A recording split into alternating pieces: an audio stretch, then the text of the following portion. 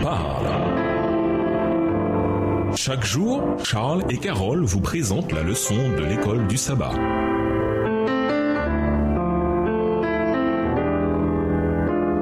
Bienvenue à votre émission. Dieu nous parle. Nous voilà à la leçon de dimanche. Jugement, création et responsabilité. Si nous ne sommes rien d'autre qu'un tas de cellules qui se sont formées de façon aléatoire, un pur produit du hasard et d'un primate africain avancé, alors la vie a peu de sens. Si nous sommes simplement une personne parmi environ 8 milliards qui se déchirent pour un peu d'espace vital sur une planète appelée la Terre, alors la vie perd tout son sens et se résume à de la survie. A contrario, la création biblique donne une raison de vivre et même un impératif moral de vivre. Nous avons été créés par Dieu et nous avons des comptes à lui rendre pour nos actes. Celui qui nous a fait nous tient pour responsables. Il a établi des absolus, même dans un monde de relativisme moral. Lisons Apocalypse 14, verset 7, Romains 14, verset 10, Jacques 2, les versets 8 à 13. Qu'implique le jugement sur une question comme la responsabilité? En quoi le jugement, les commandements de Dieu et l'adoration sont-ils liés?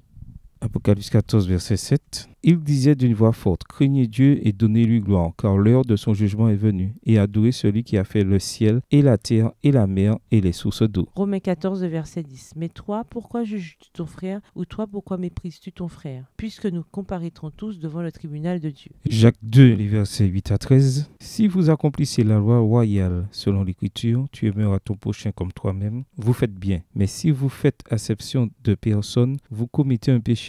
Vous êtes condamnés par la loi comme des transgresseurs. Car quiconque observe toute la loi, mais pêche contre un seul commandement, devient coupable de tous. En effet, celui qui a dit « Tu ne commettras point d'adultère » a dit aussi « Tu ne tueras point ». Or, si tu ne commets point d'adultère, mais que tu commettes un meurtre, tu deviens transgresseur de la loi. Parlez et agissez comme devant être jugés par une loi de liberté, car le jugement est sans miséricorde pour qui n'a pas fait miséricorde. La miséricorde triomphe du jugement. Le message des 3 anges volant au milieu du ciel dans Apocalypse 14 annonce que l'heure de son jugement est venue. Apocalypse 14, verset 7. Puisque nous avons été créés par Dieu avec la capacité de faire des choix moraux, alors nous sommes responsables des décisions que nous prenons. Si nous n'étions qu'un tas aléatoire de cellules, de simples produits de notre hérédité et de notre environnement, nos actes seraient en grande partie déterminés par des forces sur lesquelles nous n'aurions aucun contrôle. Mais le jugement implique une responsabilité morale. Dans cette crise de l'histoire de la Terre, cette heure du jugement, Dieu nous appelle à prendre des décisions à la lumière de l'éternité. L'appel du premier ange à adorer celui qui a fait le ciel et la terre, la mer et les sources d'eau, Apocalypse 14, verset 7, montre que le fondement de toute adoration vient du fait que nous avons été créés par Dieu. Entre-temps, notre adhésion au sabbat du 7e jour démontre notre croyance que Jésus est digne d'être adoré comme notre Créateur. Elle révèle notre acceptation de sa loi des 10 commandements comme étant des principes divinement inspirés pour vivre la vie en abondance. Comme la loi est le fondement du gouvernement de Dieu et une révélation de son caractère, elle devient le standard du jugement. Notre fidélité au commandement du sabbat est une reconnaissance de notre engagement à mener des vies d'obéissance. En quoi notre compréhension de la création influe-t-elle notre comportement? Quel lien y a-t-il entre l'hérédité et l'environnement d'un côté et les choix que nous faisons au quotidien? Comment, par la grâce de Dieu, peut-on vaincre des défauts de caractère que nous n'avons pas choisi d'avoir au départ? Au revoir. Et à demain si Dieu veut.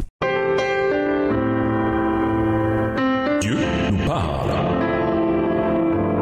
Chaque jour, Charles et Carole vous présentent la leçon de l'école du sabbat.